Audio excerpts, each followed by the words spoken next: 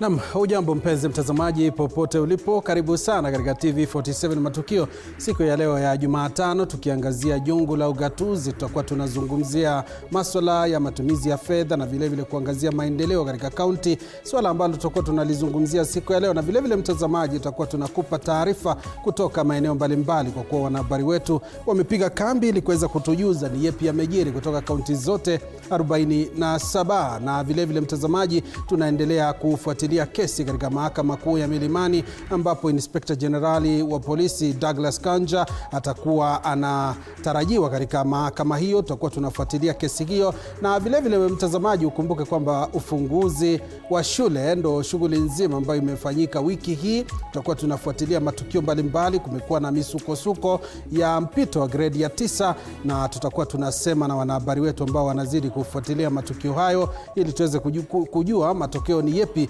tunapozidi kusonga mbele. Na hivyo basi mtazamaji, hivi sasa acha nikupe methali ya leo.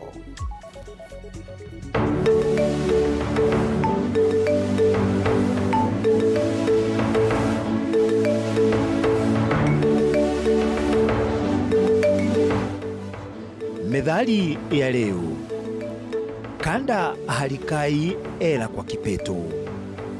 Kanda ni fuko lililosukwa kwa chane mbili za minyaa au majani ya mvumo litumiwalo kuwekea chakula au vitu vingine. Kipeto ni gunia lenye mjazo zaidi ya nusu. Maana ya nje ya methali hii ni kwamba kanda tupu hujiangukia lisipokuwa angaa na kipeto ndani. Maana ya ndani: ustawi wa vitu vingine hutegemea kuwepo kwa vitu vingine tofauti. Methali hii hurejelea hali ambapo kuna kasoro kitu kimoja kati ya viwili vinavyotumika pamoja kikiwa hakipo.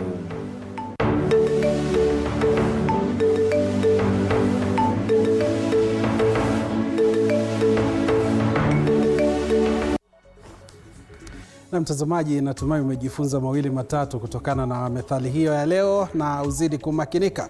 Moja kwa moja tuangazie taarifa hizi. Gavana wa Nyandarua Kiaria Badilisha ametoa wito wa kuunganishwa kwa hazina ya kitaifa ya maeneo bunge au basari ili kuhakikisha wanafunzi wenye mahitaji maalum mashinani wananufaika zaidi. Akizungumza wakati wa utoaji wa hundi ya shilingi milioni 194.9 kwa wanafunzi zaidi ya 54,000 na ajira kwa walimu 250 wa ECDE katika eneo la Olkalau, amesema kuwa mgawanyiko wa hazina hizi kati ya wabunge, wawakilishi wadi na mwakilishi wa kike na serikali za kaunti unakwamisha malengo ya msaada wa elimu humu nchini.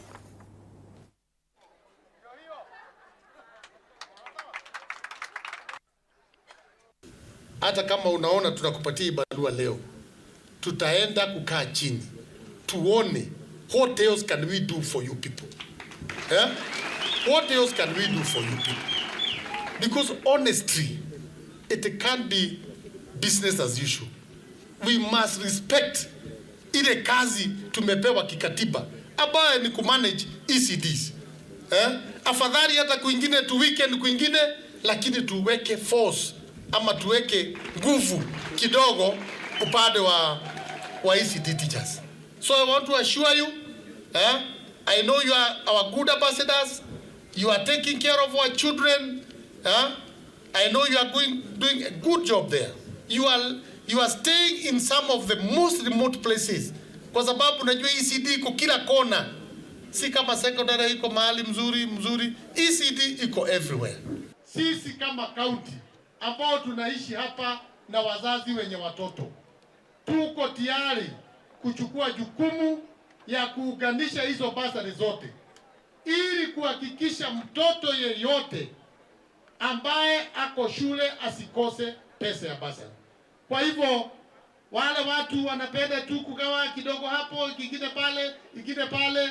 Sasa mimi leo nimepeana, mbunge ajui ni kina nani nimepea, naye anaenda anarudia hapo, huyo mwingine ajui. Tunafanya makosa kama nchi, na tukipenda kuweka hii pesa pamoja, na ningependa hata wale ambao wako katika assembly ya national government wachukue hiyo jukumu, na assembly yetu hapa tuone vile tunaweza okoa Wakenya wapate elimu kwa fedha kidogo, kushinda kutumia pesa mingi na wanafunzi wengine bado wana drop out.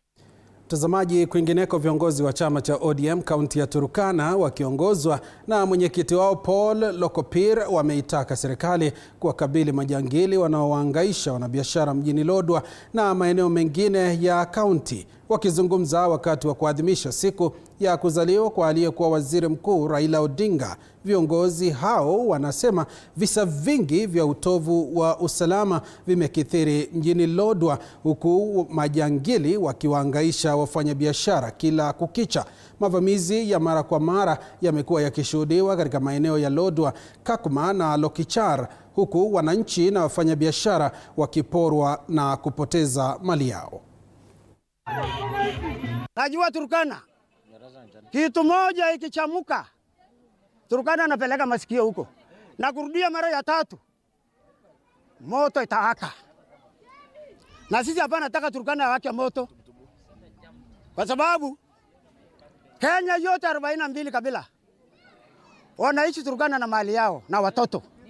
Kuna places juzi marisasi zimelia na kwa Mekui, kuna duka imeibiwa pesa hapa. So mimi kana Mkemer na hapa tena sijui wapi wameiba 60,000. So we are asking the security team in Turkana wao jaribu pull up their socks. Mheshimiwa Ruto, tafadhali fanya kuwa na ile roho Raila amekaa kwa hii Kenya. Unganisha wa Kenya yote. Na the way vile Raila ametuambia sisi Turkana tushike Ruto mkono, sio ati kushika governor mkono, sio kushika MPs mkono, sio MCS mkono. Sisi kama baba ametuambia tushike Ruto, tumeshika Turkana County security ni mbaya kabisa. Saizi hata wanabiashara wamekuwa na uoga ya kufanya biashara zao hata mpaka saa 2 ya usiku. Hatujui bunduki zimetoka wapi ambayo zinahangaisha wanabiashara, zinahangaisha watu barabarani, watu wanatakiwa ofyo. So mimi yangu tu nataka kuongea kama mama, tuangaliwe kabisa vizuri kwa mambo ya security. Tuangazie taarifa nyingine, huku wasiwasi ukiendelea kutokana na ukosefu wa ujuzi wa kimsingi unaohitajika katika soko la kisasa la ajira miongoni mwa wahitimu. Washikadau wa elimu wamesisitiza haja ya utekelezaji kamili wa CBC ili kuwezesha masomo ya wanafunzi kikamilifu. Wakizungumza katika shule ya eneo la Juja, mkuu wa shule katika eneo hilo ama shule ya Brilliant Diamond amesema kuwa kupitia mfumo wa CBC wanafunzi wataweza kukuza ujuzi kama vile mawasiliano, ushirikiano, utatuzi wa matatizo, ubunifu na ujuzi wa kidijitali. It is quite important for the government to chip in, especially to support some of the private institutions, because financially it's quite straining, and government support is highly needed. It's also, it will also help in harmonizing the both private and public schools. Wazazi wengi hawajakuja kuelewa CBC, tena hawajakuja kuelewa kwa nini walimu wanahitaji materials, hawana pesa, hawana that motivation ya kujua wazazi ndio wanafaa wa motivate wazazi watoto wao, si walimu.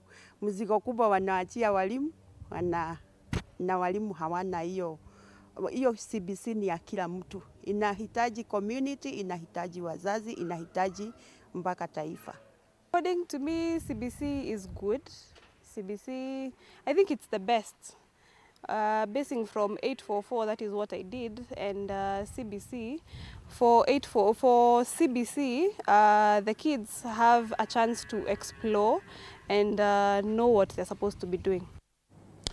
Tuangazie taarifa nyingine ambayo inazidi kuchipuka. Inspekta Jenerali wa polisi Douglas Kanja amekosa kufika mahakamani kufuatia kutekwa nyara kwa vijana 6 mwezi wa Disemba mwaka 2024. 5 kati ya 6 hao waliweza kuachiliwa na watekaji nyara wao siku ya Jumatatu. Tuvuke moja kwa moja hadi katika mahakama kuu ya Milimani tuweze kusikiliza ni kipi kinajiri. Are not pieces of paper. Yes. Your Lordship, court orders ought to be respected, and that is the very reason why we are before you today, Your Lordship.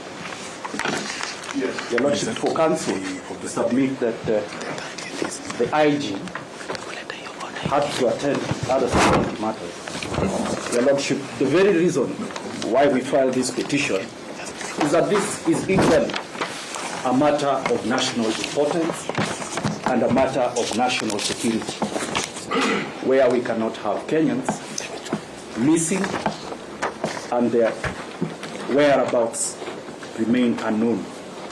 Your Lordship, if you look at your orders, Your Lordship, they are very clear and they are unambiguous. Your Lordship, your direction was that the security agencies, the respondents, were to present these petitioners before court. So, Your Lordship, the duty of having them before court today did not lie with the first petitioner, but rather with the respondents, because they are the ones who have the tools to be able to bring them before court today. Your Lordship, if you look at the replying affidavit, that... Counsel. Yes, Your Lordship. So that I'm able to understand your flow a little bit better. Yes, Your Lordship. Look at my initial orders of 30th of December. Yes, my Lord. Let me read order number 2. Yes, Your Lordship. Pending the inter-parties hearing and examination of the application dated 26th December 2024, a conservatory order be and is hereby issued restraining the respondents, jointly and severally, from arresting, detaining, continuing to detain, charging, causing plea-taking, prosecuting, or continuing to prosecute the second to seventh petitioners applicants with respect to any criminal offense, except with leave of the High Court or except with an order of the High Court. Yes, Your Lordship. If, for example, the second respondent in the National Police Service determined that some of the petitioners should be produced in court, would that place them in jeopardy in terms of order number 2? And would it have been easier for counsel for the petitioners to simply come to court? Your Lordship, in furtherance to your orders, yes, I'm also reading order number 10 of the orders issued on the 31st of December. Yes. And Your Lordship, it reads that in the event that the second to seventh petitioners are located by any of the respondents or interested parties, or any other person or body, the same are to be produced before this court or the nearest High Court at any time, or they are to be presented to the offices of the first and second interested party in the event that production to this court or the nearest High Court is not convenient. Your Lordship, you had... Sorry, let's engage in a little bit of housekeeping so that I'm certain what is the state of play. Is the second petitioner applicant Peter Muteti at liberty? Is that in this case? Any counsel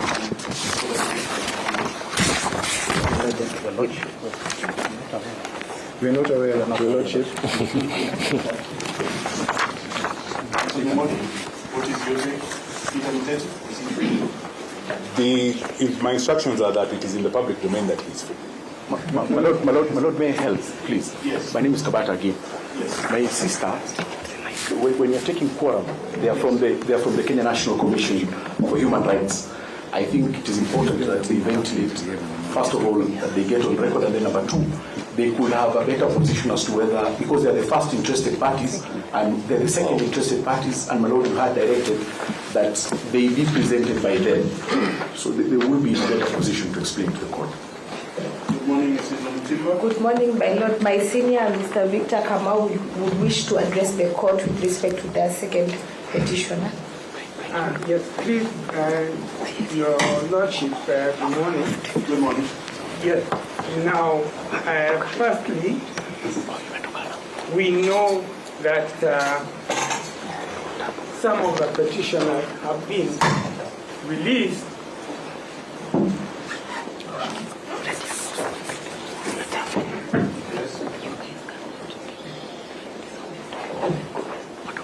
they have not, as some would like us to believe, been found.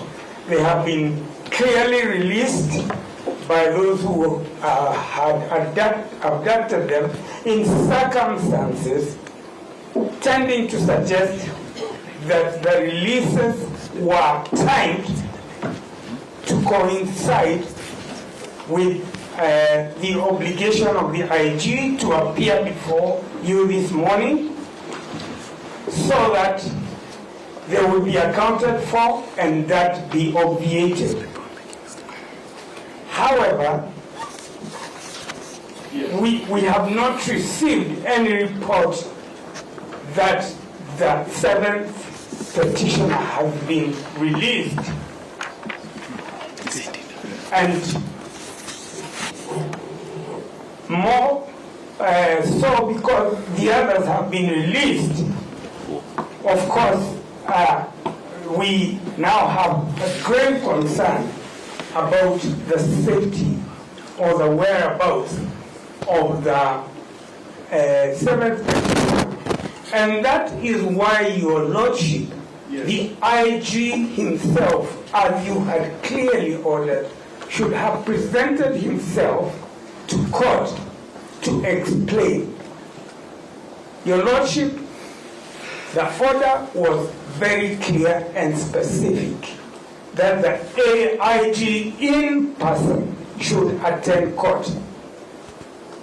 And as far as I understand that, we must apply the maxim delegatus non potest delegare. You cannot delegate an order to another officer. He has to appear in person, and we submit that therefore he is in clear contempt of this court to its faith. There are only 3 ways of handling an order of the court. One is to obey it, the other is to comply with it, and the last is to adhere strictly to its terms. No other available option. So we do acknowledge that they have released the petitioners except the 7th petitioners. At least that is what we have been able to confirm. So we need the IG still to appear in person. One, to obey the court order, first and foremost. And second, to explain what the court would need him to explain. So for the completeness of my record, is it the Commission on Human Rights position that the 2nd, 3rd, 4th, 5th, and 6th petitioners are admitted? But there is nothing to show for it. If you permit me. The third petition has not been released, sorry. Bernard. We have not heard that he has been released, but we have had. My Lord, if you permit me to speak for we have actually, it's been press statements, really. We have only been in touch with the 2nd petitioner, who we know is at home.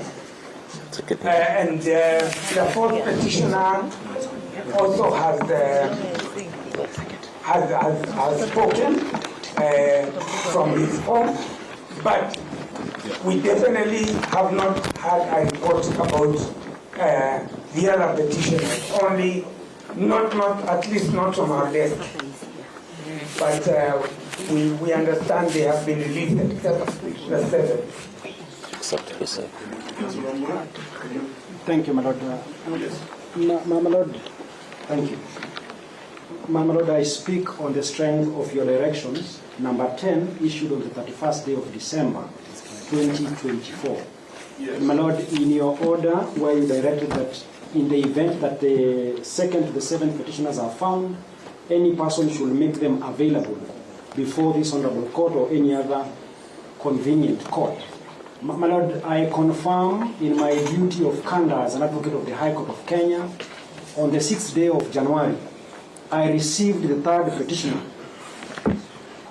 in the company of his family at Ngong police station after he was surrendered at the police station. Bernard Kavuli, the third petitioner, after he was surrendered by officers from Kitale police station. My Lord, I can confirm for the correctness of the court record that the third petitioner is present in court in the company of the proposed 10th and 11th interested parties.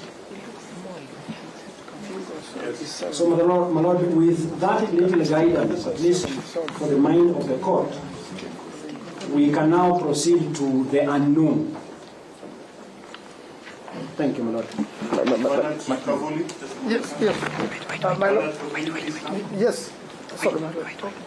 Please give room for him to be seen. Mr. Kavuli, how are you?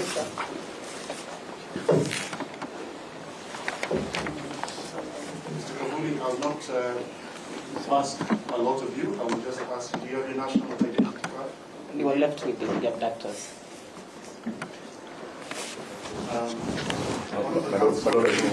I know him personally. It's him. I can attest. It's him.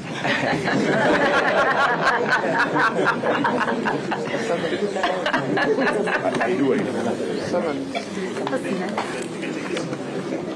My Lord, if you may allow. My Lord, perhaps. My Lord. Mr. Nyamodi, be patient. You have a lot to answer. My Lord, if you may allow me. Again, reading the imports of order number 10, the reason why, if I was to read the mind of the court directed that these individuals be produced before an agency is for purposes of processing, so that there can be accountability. So that when Mr. Nyamondi appears before you, he will not be telling you that we have heard from the media. It is in public domain. So, my Lord, that is to me the only answer that can be given if you were to look at the affidavit, paragraph 11. There was a record of a missing person at Ngong police station. As has indicated to you that Mr. Kavuli was presented before the same police station. Where is the closure of this entry? In the absence of a clear and substantive explanation. That's why, my Lord, it is important for us to have the respondents before you. There is no closure of this entry. And the closure of this entry, my Lord, can only be demonstrated by a further OB if it has been recorded anywhere. Number two, my Lord, as I sum up, the explanation can therefore only be substantive if there is demonstration of investigation. But who can tell us in the absence of the IG?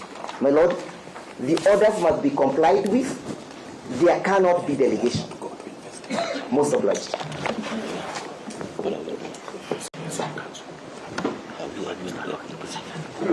Yes, Senior Counsel. Please, the court, may I, as the fourth interested party, just raise one issue. I did hear counsel for the first, second, third, and ninth respondents say that because you issued an order for the production, the application is sent. And I want to emphatically state that the essence of the writ of habeas corpus, or an order for habeas corpus, is to secure the production of a person in court, in a court of law, by the state, so as to facilitate an inquiry into the reasons for such a person's incarceration. So production is just a first step. It does not exhaust the writ. And once the court deals with the disobedience of the clear orders for the officers who control the state organs of security, then the inquiry will begin. So we are very far from exhausting the application. Your Lordship, for the 9th and 10th interested parties. Yes. my Lord, I just want to, my name is Kiragwa Vita. I would just want to clarify that the attendance of the 9 respondents pursuant to your directions of 30th day of December 2024 was required in 2 capacities. The first capacity, you'll find it in order number 3, where the 9th respondent was required to personally secure compliance with the production orders and then bring them to court before you. And you went ahead and issued summons to that effect. And those orders... Perhaps for the benefit, I'm sure you're aware the public is following, perhaps for the benefit of the public, you could read the 93rd order. Let me just... The prayer number 3, or order number 3 says, the 9th respondent, Douglas Kaja Kirocho, shall in his capacity as the first respondent and also in his capacity as the 9th respondent personally secure compliance with orders number 1 and 2 above and shall consequently personally produce the 2nd to 7th petitioners stroke applicants before this court or the Milimani High Court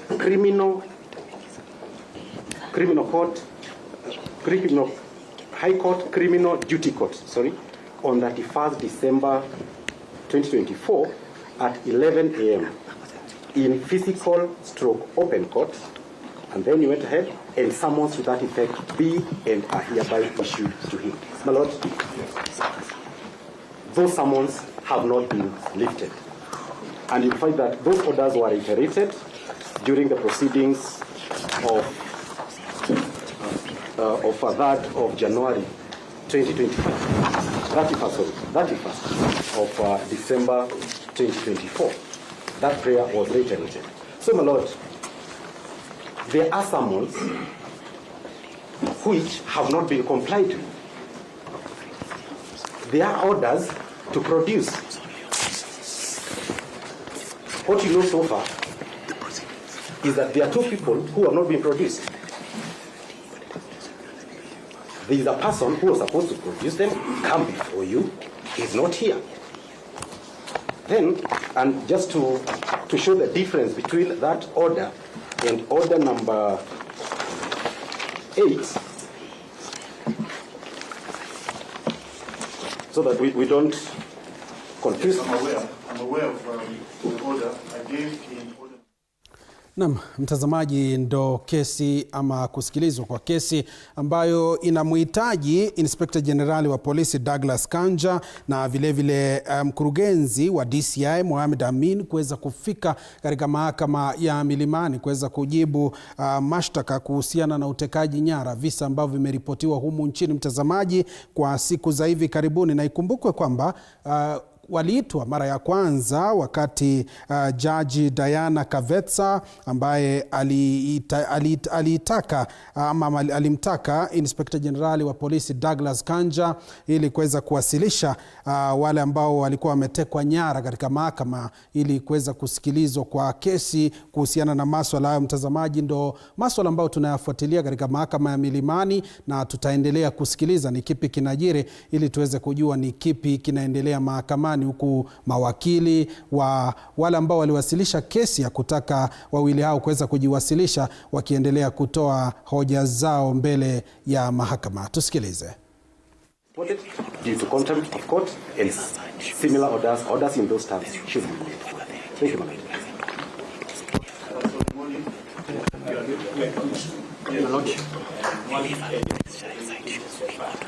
Yes. Lord, I only add a voice in response to a question posed this morning. Once we deal with the issues that brought us here today, is the application not spent.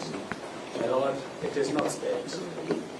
My Lord, the mission of the agents of the party is to ensure responsible and enforceable policy. The families of the abductees need to know what happened to the loved ones, where were they, and many of them come back to the relatives. They are not aware where they are. It is important for the whole nation to know who are these abducted enemies that even the police do not know who they are. My Lord, we also need as a nation to hear what efforts are employed by the security investigation agencies to ensure that this price is good. My Lord, the agents of the party are supported this operation, and we have created scenarios where security agencies have demonstrated good in ensuring crime support. The creation of critical infrastructure protection units, the water police units, and APC units. We have an effort been made to deal with the issue of our so, my Lord, even after we deal with the issues we are dealing with today, order number 8, or prayer number 8, prayer number 9, with the application by the Commission, still need to be executed at all. We need information of a way of witness testimony of what happened, and who are attacking the Kenyans, and what effort is going to be made to deal with it. That's all. My Lord, Just a moment. Thank you. Yes. May it please your Lordship. I'm happy that this is a court of record. And all those orders that we've been canvassing are very clear. We are in court before you. I recall my Lord saying that you have standing in the gap, the possibility of bringing your own country to sanity. A bit of sanity has since returned. Yes. It's in a manner that is not explainable. Therefore, matter cannot be spent, as Councillor Nyamodi tried to suggest. Yes. There is nothing more important than the citizen's right to, indeed these are non-derogable rights, citizens' right to freedom and life. And therefore, to hear that the Inspector General of Police and the DCI are engaged in more important deliberations. This country is not even at war when we last checked. There's no invasion. These are matters of life and death. And therefore, will it please your Lordship? It's now about 11:20. That in order to further sanitize this country, bring sanity, that the Inspector General be given 2 hours to complete whatever he is doing, along with the DCI, and presents himself before this court. That is our considered view. It is also a matter of public notoriety that his predecessor, Mr. Masengeli, faced with a similar situation of 3 abductees, Bob, Njagi, and the 2 brothers. Yes. A day before Mr. Kanja was sworn into office, those 3 abductees were released. And today, not a single statement has been recorded from any of them against it in the public domain that has not happened. So the responsibility of the Inspector General of Police requires that he also takes statements from all those people, because again, there's no closure apart from the third December 3rd petition. We cannot attempt to bring this matter to closure. And Your Honor, my Lord, it's a famous Professor Kotogian who opined that the trouble we have in this country is that we have a constitution, but constitutionalism is not evident at all in these public offices. Some of us, my Lord, have been in those offices. And therefore, for us to come and address you, my Lord, is an urge to have this country back on its feet.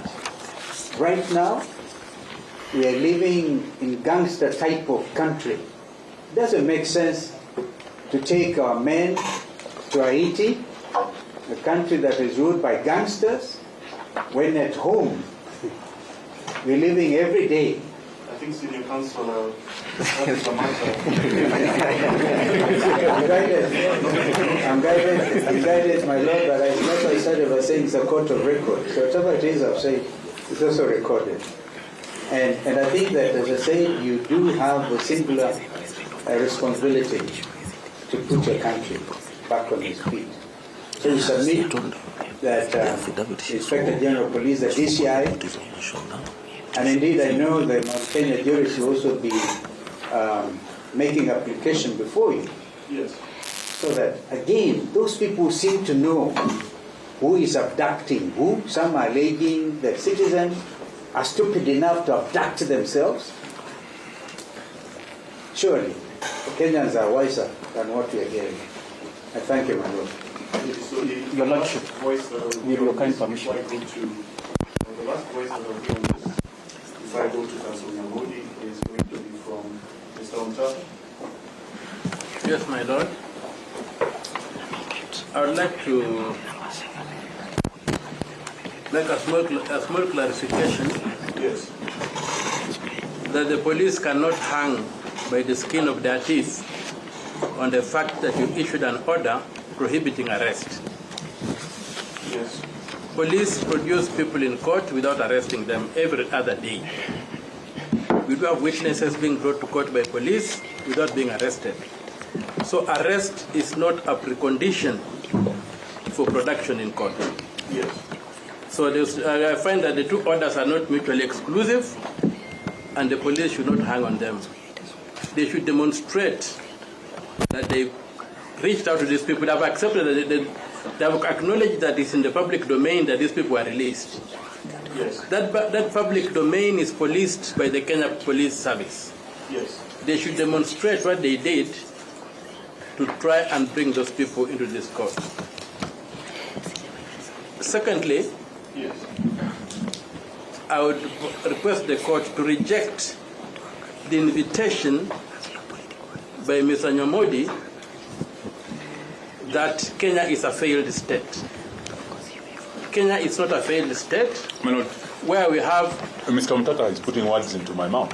Perhaps if he wants to attribute words to me, he should be careful to repeat exactly what I said. If it is his interpretation of what I said, let him be clear that that is what he means. Well, when Mr. Nyambodi said that the police do not know who's holding these people, then he's inviting us to operate within a very narrow space between the private and the public, a space where mercenaries operate. And that space only exists in failed states. That's why I'm saying that to try and persuade this court that there's a mercenary formation that's abducting Kenyans is tantamount to claiming that Kenya is a failed state, which I reject. And I say there's no mercenary operating in this country. It's the security forces abducting Kenyans. Otherwise, the state should demonstrate the existence of a machinery formation in the very narrow space between the private and the public, where non-state actors may operate in a failed state. That's all, my Lord. Thank you, sir. My Lord, before you pen off, my Lord, I just wanted to point out that Billy Mwangi's father is colleagues in court again to be and sister of the 7, just for purposes of the inquisitorial aspect of the court's jurisdiction. Yes. That the father of Billy Mwangi, the 4th applicant petitioner, and Stacy Mutua, sister of Steve Kavingo. Stacy Mutua, sister of Steve Kavingo, and Billy Mwangi's father are in court. The last time the court directed that it has investigatorial as well as inquisitorial jurisdiction on the application. So, for purposes of the record, they may say a word. Good morning, my lord. Good morning.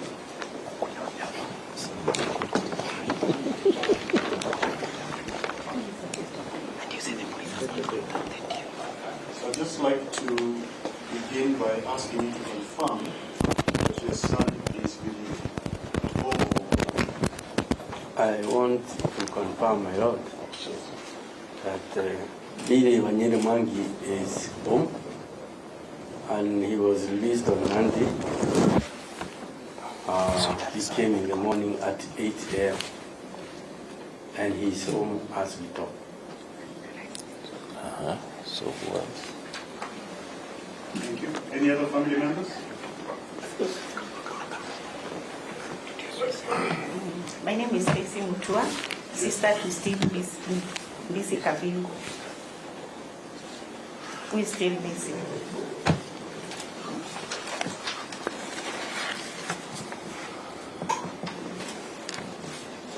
He's still missing? Yes.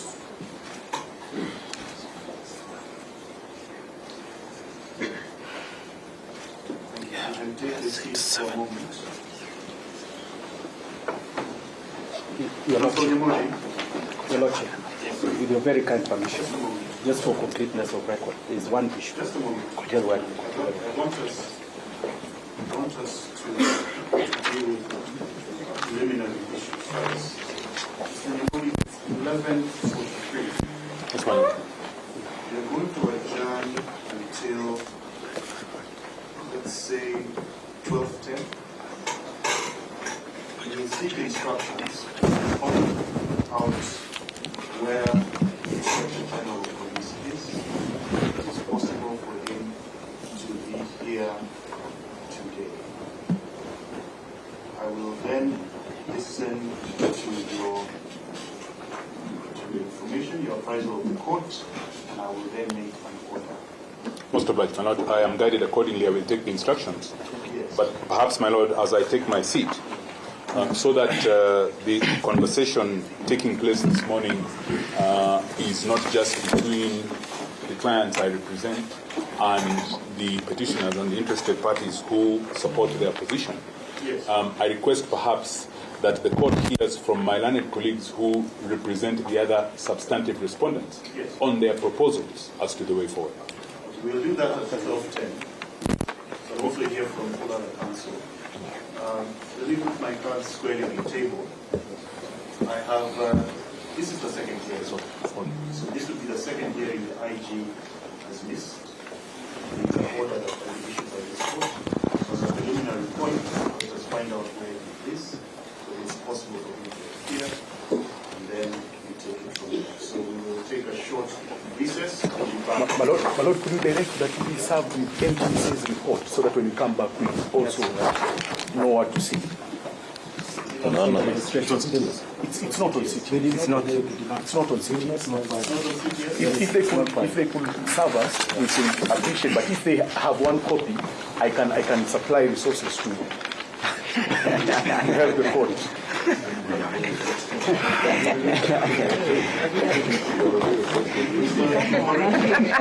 Yes, my lord. Please come to the front. You have an idea of what document you will present? Thank you, my lord. From my side, I have a copy of records for the 3 motor vehicles that you had requested. So that you don't have to issue an order, perhaps you can speak to counsel during the recess. Then at 12:10, if you're not satisfied, I'll give an order. Very well. Thank you. Thank you. Brief recess, please. Most obliged.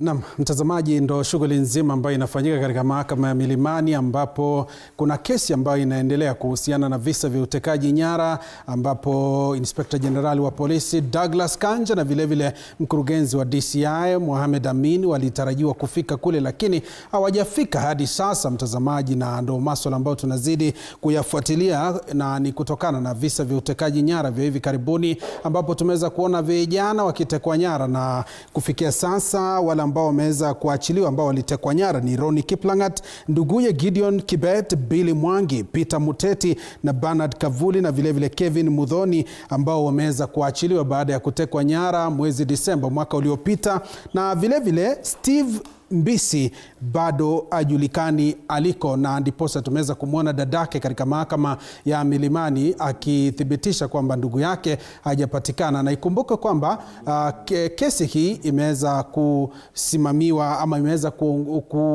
kuwakilishwa na viongozi mbalimbali katika ulingo wa kisiasa. Tumeweza kumwona kinara wa Wiper Kalonzo Musyoka, tumeweza kumwona Martha Karua pale, tumeweza kuwaona viongozi wengine, ukiwa Mutata pia Seneta wa Busia pia amekuwa mahakamani wakizidi kufuatilia na vilevile kutoa hoja zao kuhusiana na visa vya utekaji nyara ambavyo vimetokea humu nchini mwezi Disemba mwaka 2024. Mtazamaji, tunazidi kufuatilia hilo. Tutakuwa tunakujuza katika taarifa zetu zijazo, na hivi sasa nitakuwa nachukua mapumziko mafupi, lakini kikubwa zaidi tutakuwa tunarejea na mengi zaidi kuzungumzia maendeleo na masuala ya ugatuzi, tuweze kufahamu fika ugatuzi unaendelea vipi. Hapa studioni nitakuwa na viongozi ambao watakuwa wanasema nasi ili tuweze kuelewa fika, je, ugatuzi unaafikiwa ipasavyo? Ni kipi kinafaa kufanyika ili maendeleo yaweze kumfikia mwananchi kule mashinani? Hayo ndo masuala ambayo tutakuwa tunayaangazia, lakini hivi sasa